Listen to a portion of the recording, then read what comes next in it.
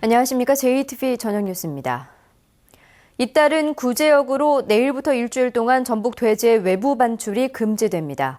법 개정 이후 처음인 반출 금지로 구제역의 확산을 막기 위한 조치인데요.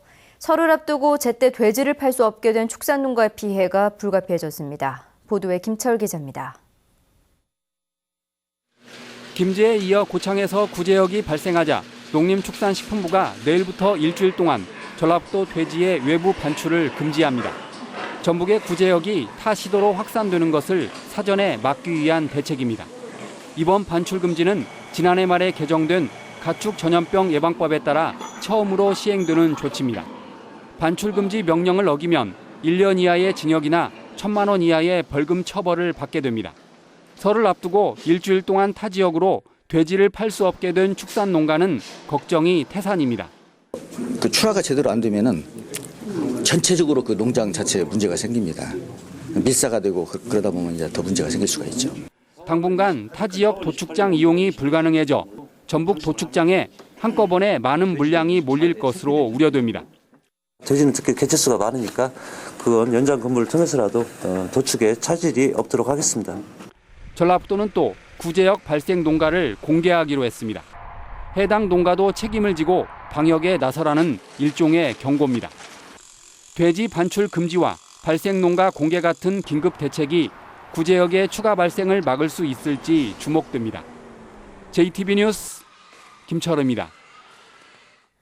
전북 최대 돼지 축산단지인 왕궁 주민들이 잇따른 구제역 발생에 노심초사하고 있습니다. 백신 부족으로 제때 예방 접종을 못해 불안감은 더욱 커지고 있습니다. 김진형 기자입니다. 전북 최대 돼지 사육단지인 왕궁입니다. 김제와 고창에서 구제역이 잇따라 발생하자 주민들은 자체적으로 20곳에 이르는 마을 진출입 도로를 폐쇄하고 소독시설을 설치하는 등 구제역 차단에 나섰습니다. 그러나 돼지 농장들이 밀집되어 있는 구조로 구제역에 취약할 수밖에 없어 방역에 어려움이 많습니다. 상당히 가깝죠. 전부 다 집집마다 뭐 몇십 미터도 안 되죠. 그것 때문에 이제 오면 안 된다고 우리가 이제 차단 전부 다 시켰어요. 외부로 나가는 도로들을. 구제역 유입을 막기 위해서는 예방 접종이 반드시 필요하지만 백신 부족으로 접종을 제때 못해 불안감이 더욱 커지고 있습니다. 익산시는 왕궁의 돼지 10만 마리 가운데 백신 접종을 마친 돼지는 4만 마리에 그친 것으로 파악하고 있습니다. 어려운 것은 백신 확보 사항인데 백신 확보 사항을 도에서도 같이 좀 협조해 주시면 확보되는 대로 바로바로 놓도록 하고. 전라북도가 구제역이 발생한 김제와 고창에 백신을 우선 공급해 왕궁에는 백신 공급이 제때 안 되고 있습니다. 긴급 백신 접종은 발생 지역에 대해서는 추가 접종 조치를 완료했고 비발생 지역에 대해서는 저희들이 백신을 조기에 확보해서 공급하도록 하겠습니다. 백신을 공급받기까지는 시간이 걸릴 것으로 보여 전북 최대 축산단지인 왕궁에 구제역 공포의 그림자가 짙게 드리우고 있습니다. JTB 뉴스 김진형입니다. 겨울철 난방기기 사용이 늘면서 가스보일러 피해가 잇따르고 있습니다. 가스보일러에 문제가 생기면 일산화탄소에 중독될 수 있는 만큼 각별한 주의가 필요합니다. 정원희 기자의 보도입니다. 천양미 씨는 지난해 구입한 지 5년밖에 되지 않은 가스보일러에서 물이 새 12만 원을 주고 고쳤습니다. 그런데 얼마 전 같은 자리에서 또 물이 새 큰 불편을 겪었습니다. 화재가 날까 그 걱정도 있고요. 가스가 셀 걱정도 있고 그래서 밖에도 못 나가고 집에 계속 있었어요. 연일 이어지는 강추위 속에 가스보일러 피해가 잇따르고 있습니다. 지난 2014년 42건이던 피해 건수는 지난해 51건으로 꾸준히 늘고 있습니다. 문제는 누수나 품질 불량 등 시설 문제가 대부분이라는 겁니다. 일산화탄소가 새 사망사고를 일으킬 위험마저 있습니다. 일산화탄소는 눈에 보이지 않는 데다 냄새도 나지 않기 때문에 누출되더라도 쉽게 알아차릴 수 없습니다. 지난달 군산에서는 가스보일러 일산화탄소 중독으로 2명이 숨지기도 했습니다.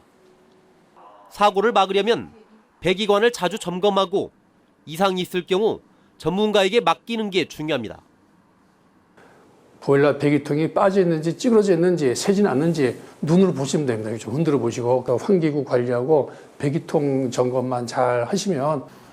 전문가들은 또 배기관을 바꿀 때는 가스안전공사나 공인시험기관의 성능 인증을 받은 제품인지 반드시 확인해야 한다고 조언했습니다. JTB 뉴스 정원익입니다.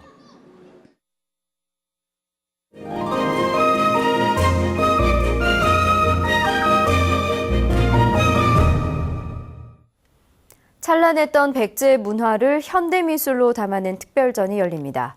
작가들의 새해 연화장을 작품으로 만날 수 있는 전시회 소식도 준비했습니다. 문화가 소식 하원우 기자입니다. 수묵으로 그려낸 미륵사지 석탑이 신비로움을 더하고 금제사리호는 찬란한 백제 문화를 보여줍니다. 서동왕자와 선화공주의 사랑 이야기도 글과 그림으로 풀어냈습니다. 나뭇가지를 엮어 만든 고래는 해상왕국으로 불린 백제의 위상이 다시 실현되기를 바라는 작가의 염원이 담겼습니다. 이번 전시에서는 백제의 후예인 호남과 충청권 작가 20명이 백제의 문화와 역사를 현대미술로 담아냈습니다. 찬란했던 백제의 영광, 문화적인 그 융성함을 현대적으로 풀이해서 이것이 가슴에 와닿게 기획된 전시라고 하겠습니다.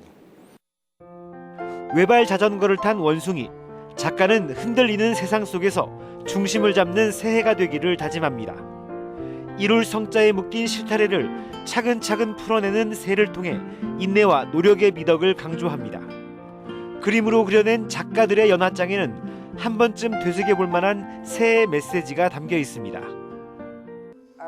어린 시절부터 암살자로 키워진 서분낭은 옛 연인을 살해하라는 임무를 받고 갈등에 빠집니다. 지난해 칸 영화제 감독상을 받은 세계적 거장 허우 샤오시엔 감독의 신작으로 아름다운 영상과 감각적 연출이 돋보입니다.